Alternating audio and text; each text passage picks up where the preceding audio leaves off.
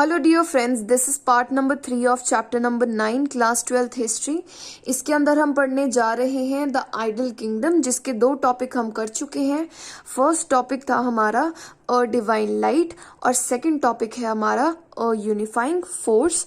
Third topic करना है हमने, जिसका नाम है just sovereignty as social contract. ठीक है, आ रहेगा कॉन्ट्रैक्ट। अब देखिए, एक कॉन्ट्रैक्ट जो है वो बना लिया था मुगल शासकों ने इंडिया के अंदर कि हम इंडिया के सॉवरेन हैं। सॉवरेन मीन्स प्रभु हैं हम इंडिया के, हम इंडिया के ऊपर रूल करते हैं और हम जस्ट हैं। जस्ट मीन्स हम न्यायपूर्ण हैं।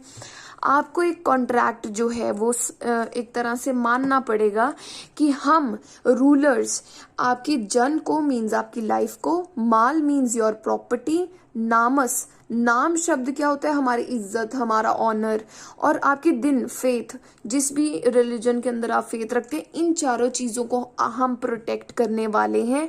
और बदले में आपको हमें 2 चीजें देनी पड़ेगी।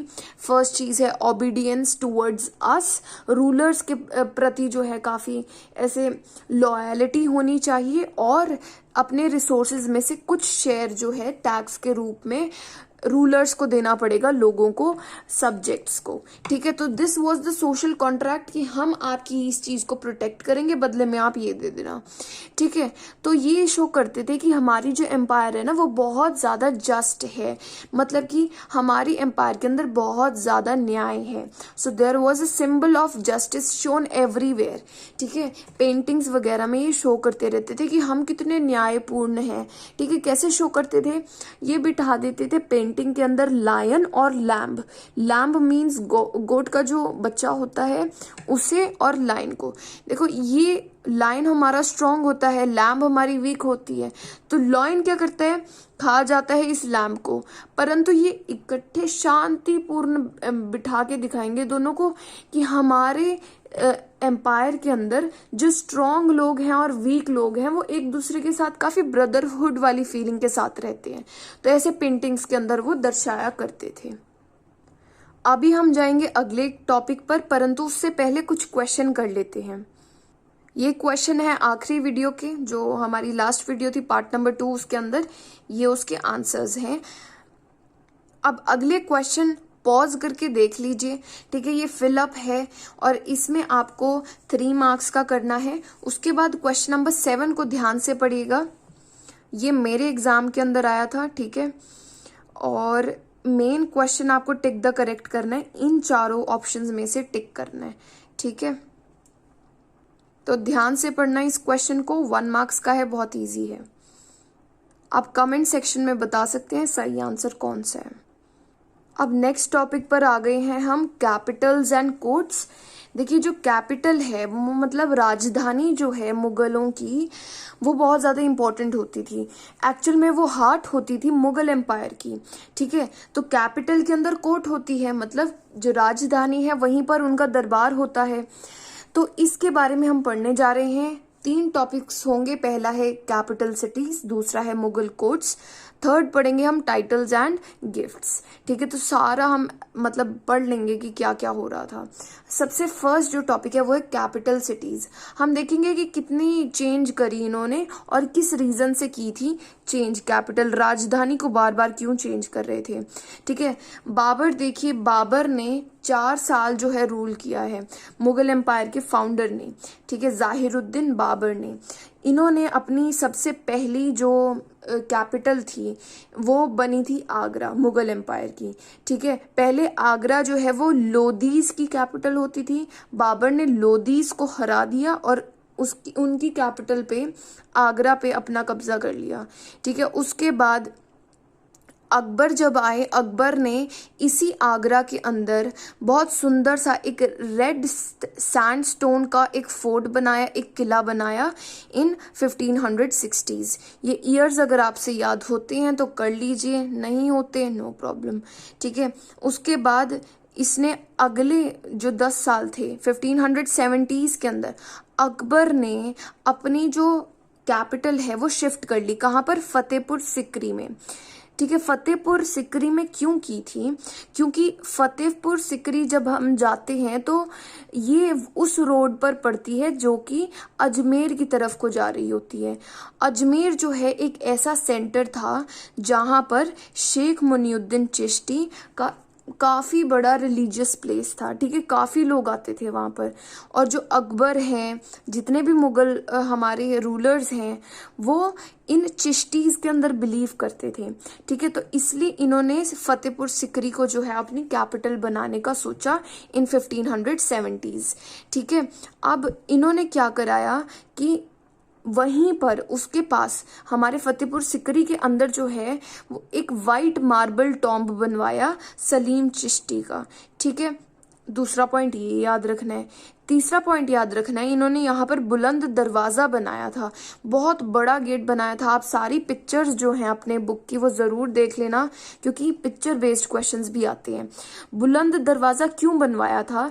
क्योंकि इन्होंने गुजरात के अंदर बहुत बड़ी जीत हासिल की थी, तो उस जीत को एक तरह से प्रेज करने के लिए, ठीक है, ताकि सारे लोगों को पता चले, इसलिए बुलंद दरवाजा बनवाया गया था कि हम गुजरात में जीत कर आए हैं, ठीक है। जितनी भी बिल्डिंग्स बनती हैं ना किसी भी एम्पायर के अंदर, वो दिखाती हैं prestige of the empire, power of the rulers, wealth of the empire and piety of the rulers, मतलब वो कितने धार्मिक टाइप के लोग हैं, ठीक है। तो फतेहपुर सिकरी बन गई, पहले दो जगह हमारी आगरा रही, फिर फतेहपुर सिकरी बन गई। अब 1585 के अंदर अकबर ने लाहौर को जो है वो अपनी कैपिटल बना लिया। क्यों? क्योंकि इन्हें बहुत ज़्यादा ज़रूरी था कि जो नॉर्थ वेस्टर्न इंडिया है, देखिए जो इंडिया होगा तो इंडिया का ये जो पोर्शन होगा यहाँ पर जो है इन्हें बहुत ध्यान रखना था, ठीक है, नॉर्थ वेस्टर्न पार्ट में। तो अकबर ने 1585 के अंदर वहां पर अपना वो बना ली, कैपिटल बना ली, ठीक है।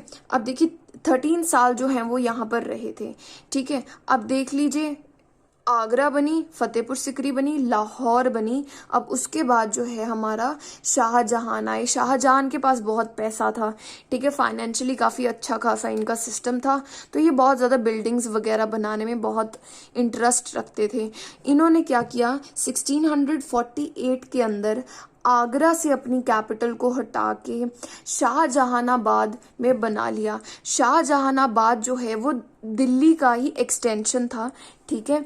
यहाँ पर इन्होंने रेड फोर्ट, जामा मस्जिद, चांदनी चौक, बिल्कुल इतनी क्लीन और सुंदर जगहें बनाई ना इन्होंने कि इनके पास पैसा बहुत है, ठीक है। तो इन्होंने चांदनी चौक, रेड फोर्ट, जामा मस्जिद यहाँ पर बनवाए और अपनी कैपिटल भी शाहजहानाबाद शिफ्ट कर ली। ओके, तो एक बार रिवाइज कर लेते हैं। बाबर आगरा, अकबर आगरा, अकबर फतेहपुर सिकरी, बुलंद दरवाजा बनाया। क्यों फतेहपुर सिकरी? Because of Sheikh Muniuddin Chishti. उसके बाद ये अकबर जो हैं वो लाहौर चले गए। शाहजहां ने शाहजहानाबाद की कंस्ट्रक्शन की। अब देखिए अगला टॉपिक है हमारा द मुगल कोर्ट्स। इसके अंदर हम दरबार के बारे में पढ़ेंगे। हमने पढ़ लिया कि कैपिटल बनाई है, उसके अंदर दरबार भी बनाया जाता था। देखिए जो दरबार है ना, वहां पर आपने देखा होगा काफी जोधा अकबर देखा होगा, काफी सब कुछ, ठीक है। जो रूलर हैं वो बहुत ज्यादा इंपॉर्टेंट हैं। फिजिकल अरेंजमेंट जो होती थी कोर्ट की, वो ऐसी बनाई जाती थी कि जो रूलर है ना उन्हें सबसे सेंटर में रखा जाता था, उन्हें सबसे ज्यादा इंपॉर्टेंस दी जाती थी। रूलर को सॉवरेन भी बोला जाता है, मतलब प्रभु, पूरे देश के प्रभु थे वो तख्त पर बैठा करते थे। तख्त का मतलब है एक बहुत बड़ी गद्दी, ठीक है। और इन्हें माना जाता था द एक्सिस मुंडी of the Mughal court. Axis मुंडी देखिए क्या होता है कि पूरी अर्थ है, ऐसा माना जाता है, पूरी अर्थ को एक पिलर के ऊपर जो है टिकाए रखा गया है, ठीक है, भगवान द्वारा, और उस पिलर को एक्सिस मुंडी बोला जाता है। तो जैसे इस एक्सिस मुंडी ने अर्थ को टिकाए रखा है, वैसे ही ये जो हमारे रूलर हैं उन्होंने मुगल कोर्ट को भी टिकाए रखा है, ठीक है। उसके बाद हम पढ़ेंगे कोर्टियर्स के बारे में, मतलब हमारे बड़े बड़े मंत्री जो हैं जो राजा के साथ बैठेंगे, ठीक है। इसके अंदर बताया गया है कि जो कोर्टियर्स हैं हमारे, उनका स्टेटस हमें कैसा पता चलता है कि जितनी पास कोर्टियर राजा के पास बैठा है उतना ही ज़्यादा इम्पोर्टेंट है. So the status of the courtier is according to the special proximity towards the ruler. ठीक है, स्पेशल मतलब कि कितने पास है, प्रॉक्सिमिटी मीन्स कितने क्लोज हैं वो दोनों. ठीक है, तो सबसे पास वाला जो मिनिस्टर होगा वो सबसे बड़ा होगा. ठीक है, उसके बाद अगर एक बारी रूलर बैठ जाए उसके बाद किसी को हिलना भी नहीं होता. ठीक है, they all have to be still और without the permission of the ruler they don't have to stand up. ठीक है, उसके बाद इनके लिए बहुत से रूल्स थे कि आपको कैसे, कौन से वर्ड्स यूज करने हैं, आप कब बोलेंगे, आप कैसे खड़े होंगे. ठीक है, ये सारे बहुत से रूल्स थे. अगर रूल्स तोड़े जाते थे तो पनिशमेंट भी बहुत अच्छी खासी मिल जाती थी. ठीक है, अब हम बात करेंगे अबाउट द सैल्यूटेशंस. ठीक है, सैल्यूटेशंस के बारे में अभी हम वीडियोस देखेंगे. ठीक है, उसके बाद आपको सब कुछ समझ में आ जाएगा. So the number 1 is सिजदा, जिसका मतलब है complete prostration, जिसके अंदर आपको ऐसे बैठना है. Then you have to go down like this and come up. Now the next one is cornish, जिसके अंदर राइट हैंड को फोरहेड पे रख के डाउनवर्ड्स जाना होता है and you have to come up. उसके बाद आता है चाहर तस्लीम, जिसके अंदर राइट हैंड का ये जो बैक पोर्शन है वो ग्राउंड से टच करना है like this and then you have to touch that right hand over your head. Okay, so this is done 4 times. That's why it is known as Chahar तस्लीम, means 4 बार किया जाता है. Now the fourth type is done by the Persian people. They just do like this. तो आपने अभी पढ़ा Cornish. Cornish के अंदर क्या सिग्निफाई किया जा रहा है कि जब आप ऐसे हैंड को और अपने सिर को ऐसे बेंड करोगे तब आप दिखा रहे हो कि हम बहुत ज़्यादा ह्यूमिलिटी से भरे हुए हैं, हमारे अंदर बहुत ज़्यादा विनम्रता है और हम अपने सेंस और माइंड को आपके सामने प्रेजेंट करते हैं.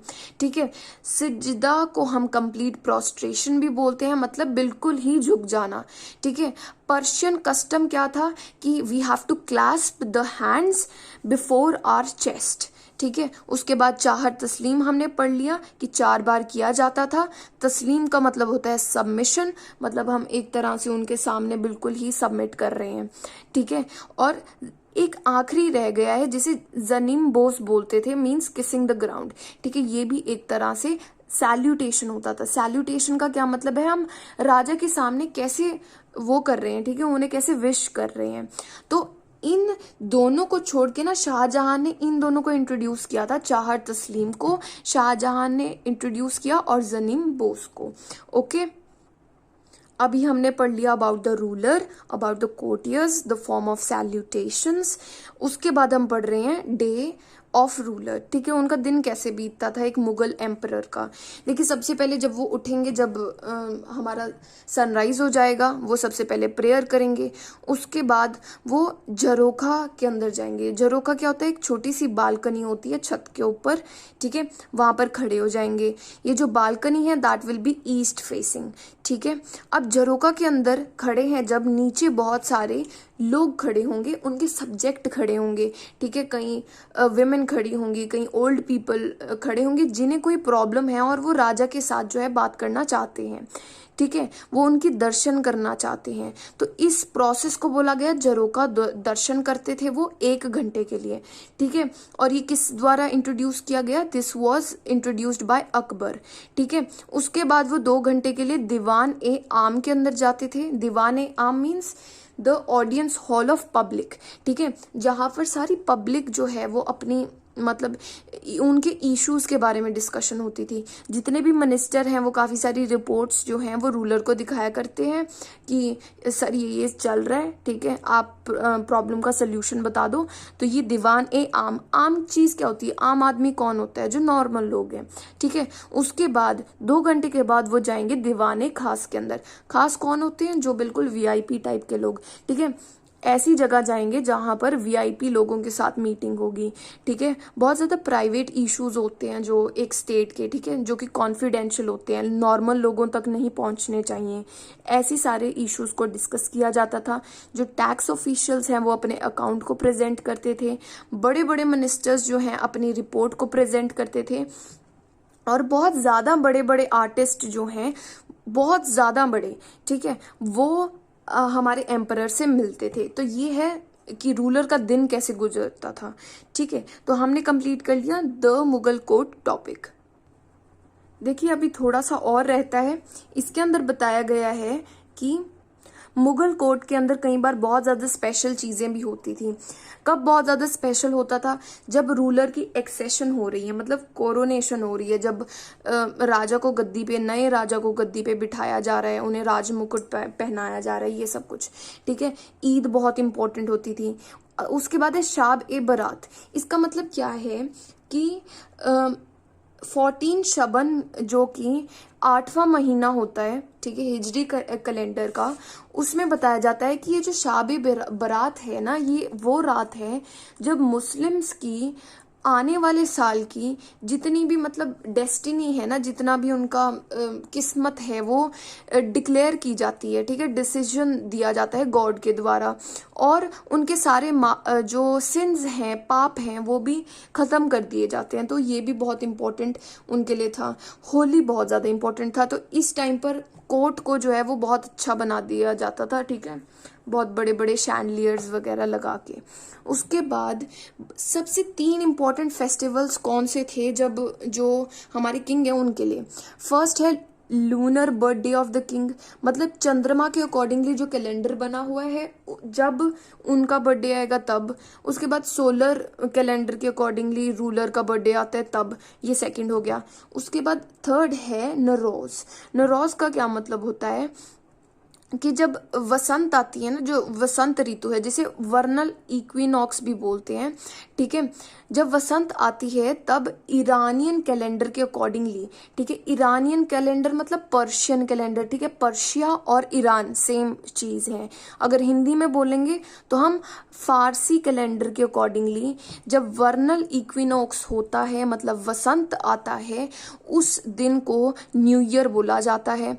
और अगर इन सारी चीज़ों को एक ही शब्द में लिखना हो तो नारोज बोला जाता है, ठीक है। तो ये 3 जो दिन है वो बहुत ज़्यादा इंपॉर्टेंट होते थे, बहुत ज़्यादा इंपॉर्टेंट फेस्टिवल्स होते थे फॉर द रूलर, ठीक है। अब उसके बाद हम टॉपिक डिस्कस कर रहे हैं टाइटल्स एंड गिफ्ट्स। इसके अंदर 2 चीज़ों के बारे में बात करेंगे, बहुत इंपॉर्टेंट है, वैसे आसान भी बहुत है, कि टाइटल्स जो हैं बड़ी बड़ी पद्धतियाँ दी जाती थी, ठीक है, बड़े बड़े मिनिस्टर्स को। जैसे आज के टाइम में क्या है, कमांडर, जनरल, ये सारी हमें टाइटल्स दिए जाते हैं, है ना।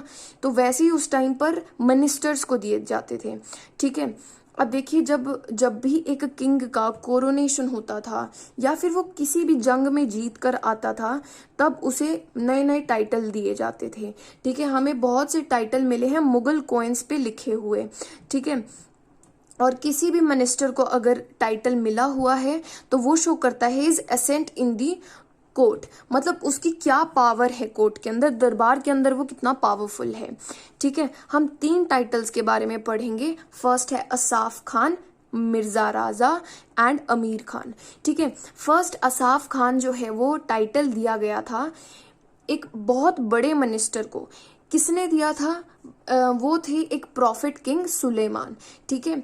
सुलेमान किंग ने अपने एक बहुत बड़े मिनिस्टर को असाफ खान का टाइटल दिया था। असाफ का मतलब होता है कि जो बिल्कुल ही क्लियर हो, ठीक है, जिसका माइंड बिल्कुल स्ट्रेट फॉरवर्ड हो, ठीक है, कोई भी काम करना हो बिल्कुल स्ट्रेट फॉरवर्ड आंसर, ठीक है। उसके बाद ये बहुत बड़ा टाइटल था। अगला था मिर्जा राजा, जो कि औरंगजेब ने अपने 2 बड़े बड़े मिनिस्टर्स को दिया था। फर्स्ट थे जय सिंह, दूसरे थे जसवंत सिंह, ओके। उसके बाद देखिए ये तो इनके कामों के अकॉर्डिंगली दिए गए टाइटल, ठीक है। इनका कितना मतलब इनका काम करने का तरीका कितना बढ़िया था, इसकी वजह से दिए गए। पर कई लोग क्या करते थे, पैसे देकर भी टाइटल मांगते थे कि पैसे ले लो प्लीज, मुझे ये वाला टाइटल दे दो, ठीक है। तो ऐसे पर्सन थे एक मीर खान नाम के पर्सन, ठीक है। इनका एक्चुअल नाम था मीर खान, मीर खान, परंतु इन्होंने औरंगजेब को कहा कि मैं आपको 1 लाख रुपए दूंगा, ठीक है, आप मेरे मीर खान के नाम के आगे ए लगा दो, जिसे आलिफ भी बोला जाता है, ए को आलिफ भी बोला जाता है, तो मेरे नाम के आगे आलिफ लगा दो, मैं आपको 1 लाख रुपए दे दूंगा। देखो अपने आप को अमीर कहना चाहते थे, ठीक है, टाइटल लेना चाहते थे। अब देखिए उसके बाद हमारा नेक्स्ट लास्ट टॉपिक इस वीडियो का है, वो है गिफ्ट, ठीक है। गिफ्ट जो है वो बहुत ज़्यादा इंपॉर्टेंट थे, ठीक है। जो राजा हैं वो अपने मिनिस्टर्स को कई बारी रॉब ऑफ ऑनर देते थे। रॉब मीन्स क्लोथ, ठीक है, ऑनर मीन्स बहुत ज़्यादा प्रतिष्ठा, ठीक है, प्रतिष्ठा वाले कपड़े देते थे। कौन से होते थे? जो राजा ने कभी 1 या 2 बार डाले हुए हैं, ऐसे कपड़े जो हैं वो मिनिस्टर्स को दिए जाएं तो उनके लिए बहुत बड़ी ऑनर की बात होती थी। उसके बाद है सरापा दिया जाता था। सरापा मीन्स हेड टू फुट, मतलब हेड से लेके फुट तक के सारे कपड़े वगैरह जो हैं वो दिए जाते थे, ठीक है। टर्बन दे दिया, ट्यूनिक दे दी, बाकी चीजें दे दी। उसके बाद ज्वेल्ड ऑर्नामेंट्स, काफी ज्वेलरी निकाल के, जैसे माला निकाल के देते हैं वो, है ना। उसके बाद बहुत रेयर केसेस में they use to give lotus blossom set with jewels, ठीक है। एक कमल होता था जिसके अंदर बहुत सारे रत्न जो हैं वो लगे होते थे, ये बहुत रेयर था। अब देखिए राजा ही देगा कि सब कुछ, जो आए हैं वो भी कुछ देंगे, ठीक है। तो कोटियर जो है बिना कुछ दिए जाते नहीं थे। अगर वो बहुत कम पैसे देकर जा रहे हैं तो उसे बोलते थे नजर, ठीक है। अगर ज्यादा देकर जा रहे हैं तो वो थी पेशकश, ठीक है। अब देखिए जो बाहर से दूसरी कंट्री से आए हैं, ठीक है, वो एनवॉय, एनवॉय का मतलब क्या होता है? वो लोग जो कि एक तरह से दूत बनकर आए हैं, ठीक है। तो डिप्लोमेटिक रिलेशन मींस बाहर से जो लोग आए हैं वो भी गिफ्ट लेकर आते थे। पर आपको पता है कि ये जो थॉमस रॉय हैं ये जेम्स 1 के जो है एनवॉय थे, ठीक है। जेम्स 1 के एनवॉय थे। इन्होंने असाफ खान को 400 रुपए की अंगूठी दी, ठीक है। असाफ खान को गुस्सा आ गया कि इतनी सस्ती अंगूठी दी, इन्होंने इसे वापस दे दी, ठीक है। उसी तरीके से थॉमस रॉय ने क्या किया था, जब जहांगीर के पास गए थे ये, इन्होंने जाकर नॉर्मल सी ऐसे सैल्यूटेशन कर दी और इन्होंने कहा कि मुझे चेयर दी जाए। तो सारे कोर्टियर्स वर शॉक्ड कि ये तो कोर्ट के रूल्स के अगेंस्ट है, ठीक है। तो थॉमस रॉय का इस साइड से नाम थोड़ा वो है कि इन्हें रूल्स के बारे में नहीं पता था, ठीक है। तो टिल देन आपको सब कुछ क्लियर हुआ हो, I hope. Thank you so much. Please share my videos with all of your friends, that will be a very big favour for me. Thank you.